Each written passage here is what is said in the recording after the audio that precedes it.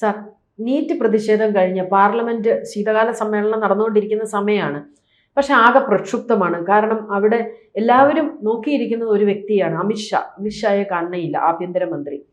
അപ്പം അതൊരു സംശയം ഒരു സ്ഥലത്ത്. രണ്ടാമത് ഇന്ന് 2 സ്വകാര്യ ബില്ലുകൾ അവതരിപ്പിച്ചു. ഒന്ന് KC വേണുഗോപാൽ മത്സ്യത്തൊഴിലാളികളുടെ ക്ഷേമത്തെ കുറിച്ചിട്ടുള്ള ഒരു ബില്ലും, രണ്ടാമത്തത് ശശി തരൂർ അദ്ദേഹം കാശ്മീരി പണ്ഡിറ്റുകളുടെ പുനരധിവാസത്തെക്കുറിച്ചുള്ള രണ്ടാമത്തെ സ്വകാര്യ ബില്ലും. പക്ഷേ ഇതൊക്കെ പാസ്സാക്കാനും ഇതിൻ്റെതായിട്ടുള്ള കാര്യങ്ങൾ ചർച്ച ചെയ്യാനും ഒന്നും ആഭ്യന്തരമന്ത്രി രാജ്യസഭയിലും ഇല്ല, ലോകസഭയിലും വരണില്ല. അപ്പം അതേ ചൊല്ലി തന്നെ വലിയൊരു പ്രക്ഷുബ്ധമായിരിക്കുകയാണ്. സഭ പിരിഞ്ഞു പോവുകയാണ്, സഭയിലാകെ കൂടെ പ്രശ്നങ്ങളാണ്. എന്താണ് സാർ വാസ്തവം? അമിത്ഷാ പതുങ്ങുന്നത് എന്തിന് എന്നുള്ളതാണ് ചോദ്യം, അല്ലേ? അമിത്ഷാ പതുങ്ങുന്നത് കുതിക്കാൻ തന്നെയാണ്. ഇന്ന് വരെ അമിത്ഷാ പതുങ്ങി ഒരിടത്തും ഇരുന്നിട്ടില്ല. അമിത്ഷാ പതുങ്ങിയിട്ടുണ്ടെങ്കിൽ അത് അതിശക്തമായിട്ട് കുതിക്കാനുള്ള എന്തോ നടപടികൾ എടുത്തിട്ടുണ്ട്. അതിനുള്ള കാരണങ്ങളുണ്ട്, വ്യക്തമായ കാരണങ്ങളുണ്ട്. അദ്ദേഹത്തിന് ഇപ്പോൾ ചില കാര്യങ്ങൾ വ്യക്തമാകാതെ പാർലമെന്റിലോട്ട് പോയിട്ട് കഥയില്ല എന്ന് അദ്ദേഹത്തിന് അറിയാം. അതായത് പാറ്റാ സമരത്തിനോടനുബന്ധിച്ച് ചില കാര്യങ്ങൾ നടന്നല്ലോ. അതിൽ പാറ്റാകൾ ആവശ്യപ്പെട്ടത് ധർമ്മേന്ദ്ര പ്രധാന്റെ രാജിയാണ്. അപ്പൊ അത് രാജി സമ്മതിച്ചു, ഗവൺമെന്റ് സമ്മതിച്ചു. കാരണം വിദ്യാർത്ഥികളുടെ ഒരു പ്രശ്നം അവിടെ കിടപ്പുണ്ട്. അതായത് ഇന്ത്യയിലെ ഭൂരിഭാഗം വരുന്ന യുവാക്കളുടെ ആ പ്രശ്നം അഡ്രസ്സ് ചെയ്യാതെ പോയാൽ ഇന്ത്യ ഗവൺമെന്റിന് അതൊരു ക്ഷീണമാണ്, അത് മുന്നോട്ട് പോകാൻ ബുദ്ധിമുട്ടുമാണ്. അപ്പൊ അതുകൊണ്ട് തന്നെ ഇന്ത്യ ഗവൺമെന്റ് അതിൽ ഈൽഡ് ചെയ്തുകൊണ്ടു. അപ്പോഴാണ് അവർ ഉന്നയിച്ചത് അങ്ങനെയാണെങ്കിൽ ധർമ്മേന്ദ്ര പ്രധാനെ കൂടെ രാജിവെപ്പിക്കാം. വേറെ വകുപ്പ് മാറ്റാമെന്ന് പറഞ്ഞാൽ അതുപോലും സമ്മതിക്കുന്നില്ല, മാറ്റി രാജിവെപ്പിച്ചേ പറ്റൂ. അപ്പൊ അങ്ങനെ രാജിവെച്ചു. അദ്ദേഹം രാജിവെച്ചു കഴിഞ്ഞപ്പോൾ ഏറ്റവും വലിയ ക്ഷീണം വന്ന ആർക്കാണ്? BJP-ക്കാർക്കല്ല, ശരിക്കും പറഞ്ഞാൽ പ്രതിഷേധക്കാർക്കല്ല, കോൺഗ്രസ്സുകാർക്കാണ് ക്ഷീണം വന്നത്. കാരണം അവർ ഇതുവരെ ഉന്നയിച്ചിട്ടേ അവര് 10-12 വർഷമായിട്ട് മോദി രാജിവെക്കണം, അമിത്ഷാ രാജിവെക്കണം തുടങ്ങി, കിരൺ റിജിജു രാജിവെക്കണം, അവർ രാജിവെക്കണം എന്ന് പറയാത്ത ഇനി ആരുമില്ല. നമ്മുടെ പിന്നെ കേരളത്തിൽ നിന്നുള്ള പിന്നെ സുരേഷ് ഗോപി വരെ രാജിവെക്കണം എന്ന് അവർ പറഞ്ഞിട്ടുണ്ട്. അതുപോലും നടന്നിട്ടില്ല, ആരും കേട്ടില്ല. അപ്പൊ രാജിവെക്കാൻ പറഞ്ഞിട്ട് ആര് രാജിവെക്കാൻ പറഞ്ഞിട്ടും ഇന്ത്യ മുന്നണിയും കോൺഗ്രസും SP-യും ഒന്നും ബന്ധപ്പെട്ടിട്ട് രാജി നടന്നില്ല. പക്ഷെ കുറച്ച് പിള്ളേര് ആ ഡൽഹിയിൽ കൂടി ഒത്തുകൂടി ബഹളം ഉണ്ടാക്കിയപ്പോൾ ധർമ്മേന്ദ്ര പ്രധാൻ എന്ന പ്രധാന മന്ത്രി രാജിവെച്ചിരിക്കുന്നു. ഏറ്റവും പ്രധാനപ്പെട്ട ഒരു മന്ത്രിയാണത്, അദ്ദേഹം തന്നെ രാജിവെച്ചിരിക്കുന്നു. ശരിക്കും പറഞ്ഞാൽ രാഹുൽ ഗാന്ധി ഒന്നും തലവഴി മുണ്ടിട്ട് പോലും പാർലമെന്റിനകത്ത് കയറാൻ പാടില്ല. കാരണം ഇത്ര വലിയൊരു ക്ഷീണം അവർക്ക് വരാനില്ല. 10-12 കൊല്ലമായിട്ട് ഇവർ ഭരിക്കുന്നു, മോദി ഭരിക്കുന്നു. അതിന് മുമ്പ് തന്നെ പലരെയും രാജിവെപ്പിക്കാൻ നോക്കിയിട്ട് നടന്നിട്ടില്ല. ഇവരുടെ കീഴെ പോയി കോൺഗ്രസ് നിന്നുകൊണ്ട്. അതെ, ഇതിനു മുമ്പ് പല ദുർബലമായിരുന്ന അവസ്ഥയിലാണ് വാജ്പേയി ഭരിച്ചത്. ആ സമയത്ത് പോലും അവർക്ക് പലരെയും രാജിവെപ്പിക്കാൻ കഴിഞ്ഞില്ല. ഇപ്പോ 12 വർഷമായിട്ട് നരേന്ദ്രമോദി രാജി പോയിട്ട് ഇവർ പറയുന്നത് പോലും പലപ്പോഴും ചെവിക്കൊള്ളാറില്ല. അപ്പൊ ആ അവസ്ഥയിൽ നിന്നപ്പോഴാണ് ഈ പിള്ളേർ കൊണ്ട് നിൽക്കുന്ന ഒരു ഇത്. അപ്പൊ അവർക്ക് ഇത് വലിയ ക്ഷീണമായി. അപ്പൊ ഇനി പിന്നെ രണ്ടാമത് അവർക്ക് ഒരു പിടിക്കാനൊരു പിടിവള്ളി വേണ്ടേ? അങ്ങനെയാണെങ്കിൽ അമിത്ഷാ രാജിവെക്കണം. അതിപ്പോ പൂർണ്ണമായിട്ടും പറയുന്നില്ല. കാരണം എന്താ പറയുക, അമിത്ഷാ ഇങ്ങ് വരുമ്പോൾ പാർലമെന്റിൽ വരുമ്പോൾ ഒരു സാധനം എടുത്തിരുന്നു, പെല്ലറ്റ് ഗൺ. പെല്ലറ്റ് ഗൺ എന്തിനു ഉപയോഗിച്ചു? പെല്ലറ്റ് ഗൺ ഉപയോഗിക്കാൻ ആരധികാരം തന്നു? അപ്പോൾ ഒന്നുകിൽ അമിത്ഷായുടെ ഡയറക്ഷൻ പ്രകാരം, അത് RPF-കാർ പറയുന്നത്, പിന്നെ പോലീസ് റാപ്പിഡ് ആക്ഷൻ ഫോഴ്സ് പറയുന്നത്, പിന്നെ അവർക്കിത് ഉപയോഗിക്കാനുള്ളത് വളരെ വലിയ സന്ദർഭങ്ങളിൽ, വലിയ പ്രശ്നമുള്ള സന്ദർഭങ്ങളിലാണ്. അതിന്റെ SOP അനുസരിച്ച് വലിയ രൂക്ഷമായ കലാപം നടക്കുമ്പോഴൊക്കെയാണ് ഈ പെല്ലറ്റ് ഗൺ ഉപയോഗിക്കാവൂ. കാശ്മീരിലെ പോലുള്ള സിറ്റുവേഷൻ, പെല്ലറ്റ് ത്രോയിങ് ഒക്കെ നടക്കുമ്പോഴാണ് ഈ പെല്ലറ്റ് ഗൺ ഉപയോഗിക്കാനുള്ള പ്രൊവിഷൻ ഉള്ളത്. അപ്പൊ ഈ പ്രൊവിഷൻ എന്തിനുപയോഗിച്ചു? അതൊരു ചോദ്യമാണ്. അപ്പൊ അത് പാർലമെന്റിൽ പറയുമ്പം അമിത്ഷാ കുടുങ്ങണം. അങ്ങനെ കുടുങ്ങിക്കഴിഞ്ഞാൽ അമിത്ഷാ രാജിവെക്കണം എന്നുള്ള അടുത്ത പോയിന്റ് കൊണ്ടുവരാം.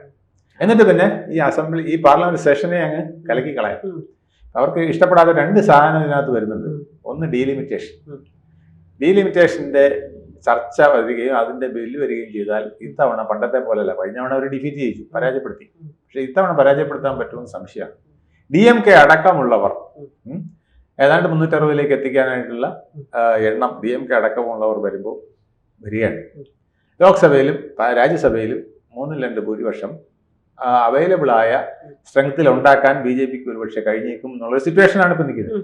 അപ്പൊ അങ്ങനെ വരുമ്പോൾ അതൊരു പ്രശ്നമാണ്. അപ്പോൾ ആ പ്രശ്നം ഒന്ന് ഡീലിമിറ്റേഷൻ, പിന്നെ രണ്ടാമത്തത് FCR. ഇത് രണ്ടും കൂടെ വരുമ്പോൾ വലിയ പ്രശ്നമാണ്. അപ്പോൾ അമിത്ഷാ പാർലമെന്റിൽ കൊണ്ടുവന്നു കഴിഞ്ഞാൽ ഈ പെലറ്റ് ഗൺ വിഷയം എടുത്തിടും. പെലറ്റ് ഗൺ വിഷയം അതിൻ്റെ SOP എടുത്തിടും. അതിൻ്റെ സ്റ്റാൻഡേർഡ് ഓഫ് ഓഫീസ് പ്രൊസീജിയർ എന്താണ്, ഓഫീസ് പ്രൊസീജിയർ എന്താണ്, അതും കൂടി ഇടുമ്പം അമിത്ഷായ്ക്ക് എന്തെങ്കിലും മറുപടി പറഞ്ഞേ പറ്റുള്ളൂ. അപ്പോൾ അമിത്ഷാ ഡയറക്റ്റായിട്ട് ഞാൻ പറഞ്ഞിട്ടാണ് അത് ചെയ്തതെന്ന് പറഞ്ഞാൽ അതിൻ്റെ പേരില്ല. ഇനി ഞാൻ പറഞ്ഞിട്ടല്ല, അത് അപ്പോഴത്തെ സിറ്റുവേഷൻ അനുസരിച്ച് റാപ്പിഡ് ആക്ഷൻ ഫോഴ്സുകാർക്ക് അങ്ങനെ ചെയ്യേണ്ടി വന്നു, അവിടെ റൈറ്റ് സമാനമായ സിറ്റുവേഷൻ ചിലരിൽ ഉണ്ടാക്കി, അതുകൊണ്ടാണ് പെലറ്റ് ഗൺ ഉപയോഗിക്കേണ്ടി വന്നതെന്ന് പറഞ്ഞാൽ വൈക്കേറിയസ് ലയബിലിറ്റി. വൈക്കേറിയസ് ലയബിലിറ്റി എന്ന് പറഞ്ഞാൽ നമ്മൾ ഒരു ബോസ് ആയിരിക്കുമ്പം നമ്മുടെ കീഴിലുള്ള ഒരു ഉദ്യോഗസ്ഥൻ ഒരു തെറ്റ് ചെയ്താൽ അതിൻ്റെ ബാധ്യത നമുക്കാണ്. ഇപ്പം എൻ്റെ വീട്ടിലെ വേലക്കാരൻ അപ്പുറത്തെ വീട്ടിൽ പോയി അല്ലെങ്കിൽ അവിടെ കയറി വന്ന ഒരുത്തനെ കുത്തിയിട്ടു, അത് അയാളിൽ മാത്രം നിൽക്കുന്നതല്ല, അത് എനിക്കും കൂടെ ബാധകമാണ്. അല്ലെങ്കിൽ അയാൾ പിന്നെ ഈ ഡ്യൂട്ടി സമയത്ത് ഒരു ക്രിമിനൽ ആക്ടിവിറ്റി ചെയ്തു, എവിടെയെങ്കിലും മോഷ്ടിച്ചു, അപ്പം അതൊക്കെ നമ്മളെയും കൂടെ ഇൻഡയറക്റ്റ് ആയിട്ട് ബാധിക്കും. അത് പ്രത്യേകിച്ച് ഒരു കമ്പനി ആകുമ്പോൾ അല്ലെങ്കിൽ കേന്ദ്ര സർക്കാർ സ്ഥാപനമാകുമ്പോഴൊക്കെ അവരുടെ ഡ്യൂട്ടി ചെയ്യുന്നതിൻ്റെ ഭാഗമായിട്ട് ചെയ്യുന്ന കാര്യങ്ങൾ വെറുതെ വ്യക്തിപരമായ കൊലയോ കുത്തമല്ല ഞാൻ പറഞ്ഞത്. ഡ്യൂട്ടിയുടെ ഭാഗമായിട്ട് അവരെന്തെങ്കിലും ഒരു ആക്ഷൻ ചെയ്തുകൊണ്ടിരിക്കുമ്പോൾ വരുന്ന കൊലപാതകം അല്ലെങ്കിൽ അക്രമം, അതിൻ്റെ ബാധ്യത ആ ബോസിനും കൂടെ ഉണ്ട്. അപ്പോൾ ആ വൈക്കേറിയസ് ലയബിലിറ്റി അദ്ദേഹത്തിന്റെ പെടലിൽ ചുമത്താമെന്നുള്ളതാണ് അവരുടെ ഉദ്ദേശം. എന്തായാലും വന്നു കഴിഞ്ഞാൽ ഒരു പൂട്ടിടുമ്പോൾ രണ്ട് പൂട്ടിലും തീർച്ചയായിട്ടും അമിത്ഷാ വീഴില്ല. അപ്പോൾ പിന്നെ പാർലമെന്റ് കലക്കാം. അപ്പോൾ FCR ബില്ലും പോവും, ഡീലിമിറ്റേഷനും പോവും. അങ്ങനെ അല്ല, അതിന് അതാണ് ഞാൻ പറഞ്ഞത്, പതുങ്ങിയിട്ടേ ഉള്ളൂ, വരാതിരിക്കില്ല. വരും. വരുന്നതിന് ചില കണ്ടീഷനുണ്ട്, പ്രീ കണ്ടീഷനുണ്ട്. അതായത് അദ്ദേഹം നോക്കുന്നത് ഈ പെലറ്റ് ഗൺ ഉപയോഗിക്കാനുള്ള സാഹചര്യം എങ്ങനെ ഉണ്ടായി, അതിന്റെ ഡീറ്റെയിൽസ് ഇന്റലിജൻസ് വിഭാഗം എടുത്തുകൊണ്ടിരിക്കുക. അതിന്റെ ഡീറ്റെയിൽസ് എത്ര ക്രിമിനൽസ് ഉണ്ടായിരുന്നു, എത്ര രാജ്യദ്രോഹികൾ ഉണ്ടായിരുന്നു. ഇപ്പൊ തന്നെ അതിനകത്ത് ISISന്റെ ഒക്കെ ആൾക്കാര് ഉണ്ടായിരുന്നു എന്നുള്ളത് വ്യക്തമായി പിടിച്ചു. അല്ല, ഈ റൈറ്റിൽ തന്നെ ഈ വിദ്യാർത്ഥികളുടെ പ്രക്ഷോഭത്തിൽ തന്നെ അവരുണ്ടായിരുന്നു എന്നുള്ളത് വ്യക്തമായി. അപ്പൊ അത്തരം കാര്യങ്ങൾ, പിന്നെ വിദേശ ശക്തികൾ ഏതൊക്കെയാണ് ഇതിന്റെ പിന്നിൽ പ്രവർത്തിച്ചത്, അതൊക്കെ കൊണ്ടുവരാനായിട്ടാണ് നോക്കുന്നത്. അപ്പൊ ഇത് വെറും വിദ്യാർത്ഥി പ്രക്ഷോഭം മാത്രമല്ല, അതിനപ്പുറം ചിലതുണ്ട് എന്നുകൂടി വരും. വിദ്യാർത്ഥികൾ അവിടെ വന്നത് തെറ്റില്ല, അവരുടെ ആവശ്യം കറക്റ്റാണ്. പക്ഷെ ഈ സന്ദർഭം മുതലെടുത്ത്, കാരണം അവിടെ ഇപ്പൊ ചിദംബരത്തിന്റെ വാക്കുകൾ കടമെടുത്താൽ അദ്ദേഹം പറഞ്ഞത് ഒരു അൺറൂളി മോബ് തന്നെയാണ് അവിടെ വന്ന, സംശയമൊന്നുമില്ല. കാരണം എനിക്കറിയില്ല കൂടെ വന്ന ആരാണെന്ന്, ഈ ആൾക്കൂട്ടം ഏതാണെന്ന് മറ്റേ ആൾക്കൂട്ടത്തിനും അറിയില്ല. കുറെ പേരിങ്ങനെ ഒത്തുകൂടുന്നു. അത് അശാസ്യമാണോ എന്ന് ചിദംബരത്തിനോട്, പിന്നെ മുൻ ഹോം മിനിസ്റ്ററും ഫിനാൻസ് മിനിസ്റ്ററും ഒക്കെ ആയിരുന്ന ചിദംബരത്തിനോട് ചോദിച്ചപ്പോൾ അദ്ദേഹം പറഞ്ഞത് അശാസ്യമാണെന്ന് പറയാൻ ബുദ്ധിമുട്ടാണെന്നാണ് അദ്ദേഹം പറഞ്ഞത്.